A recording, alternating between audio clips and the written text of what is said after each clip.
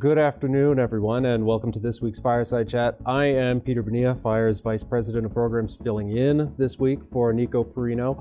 And with me today are my colleagues Zach Greenberg, Sarah McLaughlin, and Brynne Madway.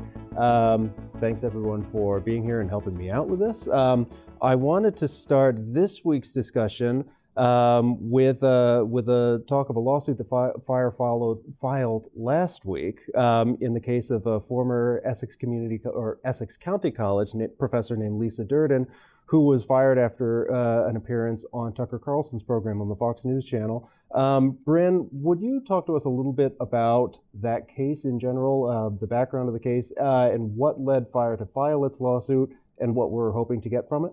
Yeah, I'd be happy to. So actually, the lawsuit's really simple. Last summer in June, Professor Durden appeared on Tucker Carlson's show, and then purportedly there was feedback about it which led to her termination. And so in July, my colleague Sarah submitted some public records requests under New Jersey's public records law to the college to find out what people had said. When Essex failed to respond, submitted another one, finally heard back, and that led to us extending their time to respond to the requests 4 different times. And once that deadline in November came and went, we filed a lawsuit under the New Jersey statute providing for public records requests. And now, hopefully, we will finally get a response to our requests. I just note that we waited 174 days before filing because of all the extensions. And if I'm correct, what we're trying to get from the college is pretty simple. The college fired the professor after telling her that there was a lot of negative feedback, a lot of negative comments, a lot of emails, letters that they received, saying that it had essentially become impossible for her to do her job effectively, to represent the college. And we've asked for those, and they've simply just not provided them to us. So they've given really no evidence to the public that the situation on their end was as intolerable as they say it was. Is that correct? That's correct. I mean, I think it's really straightforward. The president of the college made a public statement, and we've asked for the records he relied on when he said there was a public outcry. We just haven't received a response. I mean, sunlight is the best disinfectant, but sunlight has to move at the speed of light. Here we are, multiple extensions later, without a response to our request, and the state statute, it's clear that they need to respond. Now, when it comes to fire and public records requests, this obviously isn't not the first time we've had difficulty getting information that should be a public record easily provided by the college.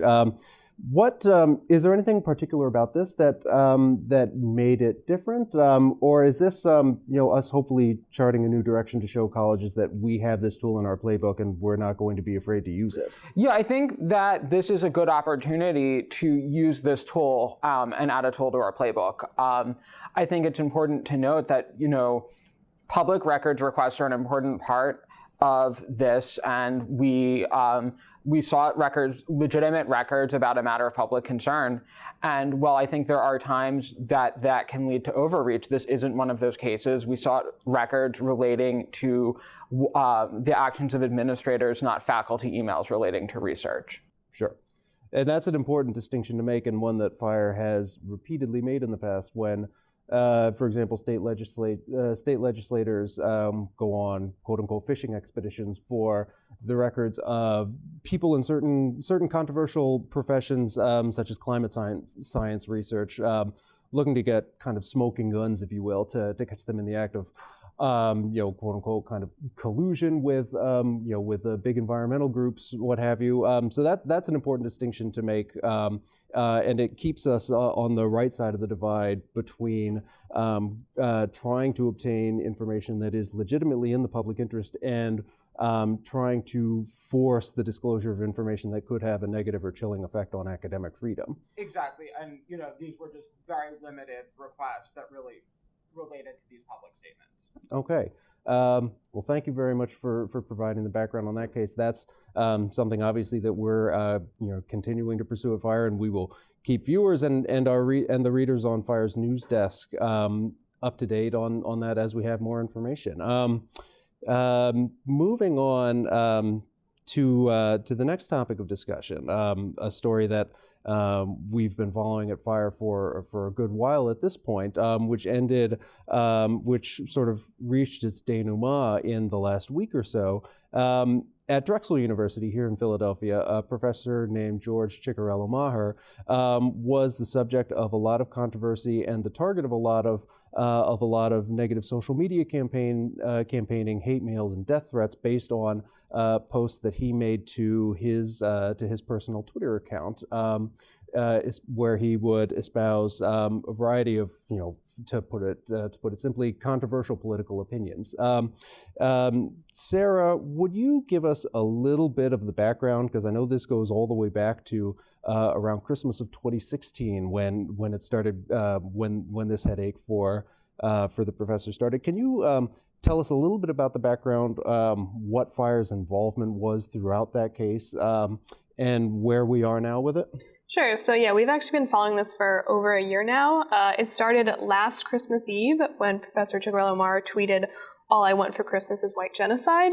To no one's surprise, that caused a lot of controversy. He intended it to be a mockery of the concept of white genocide, but it was not well received by a lot of people. And Drexel initially claimed that they were not going to punish him, but that changed.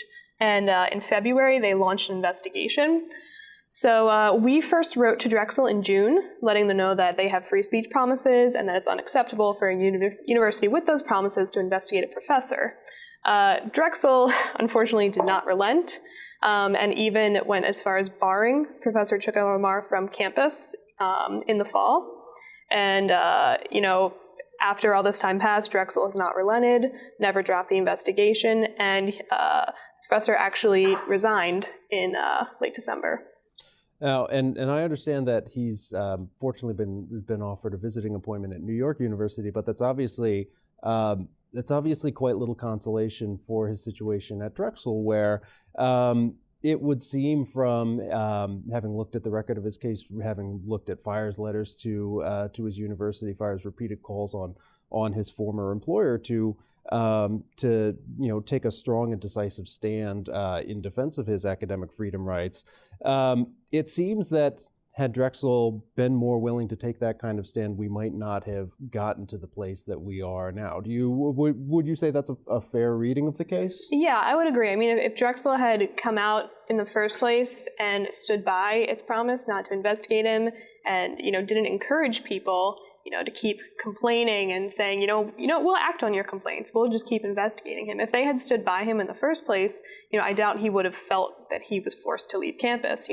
He wasn't even allowed to actually come to campus to teach. So if Drexel had just stood by the rights they promised him, we wouldn't have had this problem. And sort of in a similar vein to Professor Durden's case at Essex County College, it seems that there was a lot of noise made by Drexel about the caliber of the comments, the caliber of the feedback that they were receiving. It's even true if you read our news desk. FIRE's Adam Steinbaugh wrote a quite compelling story linking a Russian kind of bot Twitter account to a lot of the flurry of negative attention and social media mobbing that Professor Ciccariello-Maher was the subject of. So we know there was quite a lot of negativity directed at him personally, directed at his employer. But in terms of how meaningfully it changed his ability to go onto campus and teach his classes, it seems sort of similarly with Essex County College. There's not a lot of concrete information. We don't have a lot of concrete facts from Drexel, and Drexel has not been very enthusiastic in providing those details. Yeah, Drexel has refused to explain, the reasons why they felt they had to bar him from campus, and it's something a university thinks they can rely on. They can just say that they have a valid reason to not let a professor come back, but how much can we really believe that when it's just an easy excuse for a college to just kind of silence a professor that they see as a troublemaker? Sure.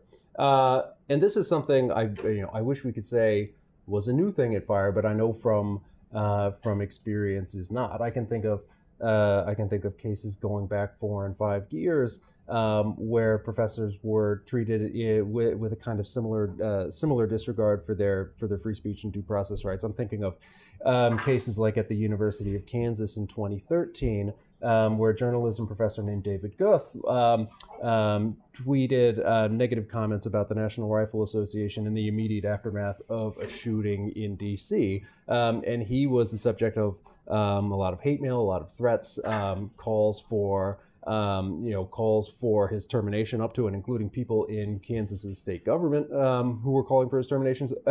And one of the unfortunate facts of his case was that he was pretty quickly put on leave, with the defense that it was to guarantee his safety. But again, without a lot of concrete information for people like us to get the sense of whether or not that was a really a legitimate defense, whether it was a legitimate action in defense of a professor's public safety, or if it was more a convenient way to get out of a public relations fiasco. Zach, you look like you have something you wanted to add to that. Yeah, I mean, that's a great point, because whenever a professor says something controversial or tweets something that people may not like, there's always going to be calls from those inside and outside the academic community, from students to legislatures, other professors, for the professor to be fired, to be terminated, to not work there anymore. And the university has an obligation to the professor and to the whole academic community to protect the academic freedom rights of the professor. On the Drexel, they say very explicitly in their policies that professors will not be punished or disciplined for communications made outside their role as a professor. For example, when you go on a political talk show, or when you talk just as a regular citizen, not as a member of the university.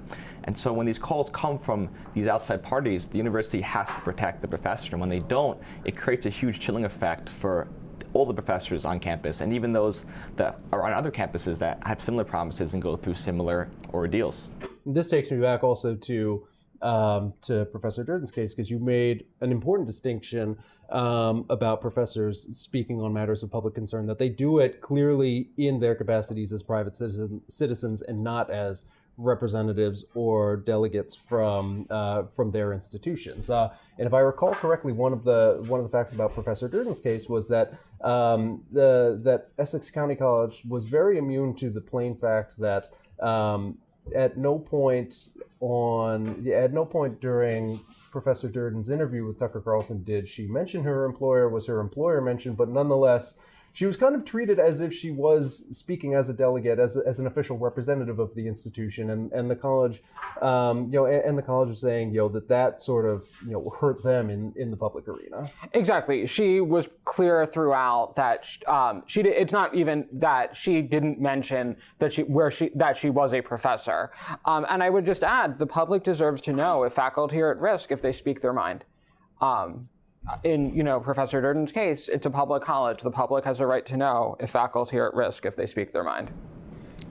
And that's a big distinction, because a lot of times, in terms of the academic freedom analysis and general principles, a professor can be disciplined for their speech or for their conduct that impacts their ability to teach their class, that really impacts their teaching duties, which is heavily implicated when the professor is talking on behalf of the university in the classroom, for example. But when the professor is talking as a citizen on the street, and on these shows that she's not represented as someone from the university, it really doesn't impact that analysis at all. So they should be protected by academic freedom. So we've been talking about two kind of brother and sister cases, very similar facts to a lot of them. Both in Professor Ciccariello-Maher's case and in Professor Durden's case, we have professors at public, not a public institution in Drexel's case, but not really that significant for the purpose of this argument. We have professors speaking on issues of public concern, doing it in their way, in a way that was inevitably going to turn some heads and rub some people the wrong way, but nonetheless speaking in their citizen capacities on issues of political importance to the current climate. Both of them were the target of threats, of hate mail. Both them and their employers were faced with a deluge of calls for their termination or their punishment in one way or another. And in both cases, at Essex County College, Professor Durden is out of a job. Professor Ciccariello-Maher has had to leave Drexel, and fortunately was able to get a visiting appointment at another institution. But that's not going to be every professor in this case. It's hard to escape the conclusion that the online mobs of people that wanted these professors out of their institutions have gotten their way, and that seems like a real loss and a real danger to the overall climate of free speech. And again, it points the finger back at their institutions, which were in a position to do something, in a position to take some kind of a meaningful stand for the rights of their faculty members, and which didn't do so, and which really kind of ceded the ground to the mob, so to speak. What do we do about that? What do we advise other institutions to do in that kind of climate to defend the rights of their faculty, even when when it becomes difficult, when the speech at hand is controversial? I mean, that's a great point, because every time the professor gets fired or punished for the university based on this online outrage mob, it encourages people to call for censorship, to call for pressure to get fired based on their beliefs. It really encourages people to suppress free speech and have the universities do it on their behalf. And the best the university can do, besides making very clear and explicit promises to their professors that they will protect their rights, is to have a backbone, to stand up for their professors, to, when they get these huge calls for censorship and outside interference for the professors' teaching abilities, to say, look, this is our employee, this is our professor, we've hired this person to educate our students, and we're going to stand by them regardless of what they say, as long as it's protected by the First Amendment and free speech principles. I might also add, to the point of having a backbone, having a plan in place, letting people know that your plan is in place before you need to call on it. Being able to demonstrate that you have a plan of action, that you are going to take a stand for your faculty, and for that matter, your students, because students find themselves in very similar situations with the way that that speech can go viral these days. Having that kind of plan in place, letting people know that you're going to stick to it. It seems that a lot of these institutions start off on the back foot, and it's very hard to recover because they just seem to be constantly playing defense and aren't very willing to go on the offensive when matters of fundamental rights are at stake. With that, that might, maybe not on the highest note, but it is still early in the year, and I'm sure we're going to have a lot more time to visit these issues and revisit these cases. And these are cases that FIRE continues to fight, and we'll be updating our supporters and our viewers on as the year goes on. So with that being said, thanks very much for tuning in for this week's Fireside Chat, and we look forward to seeing you again.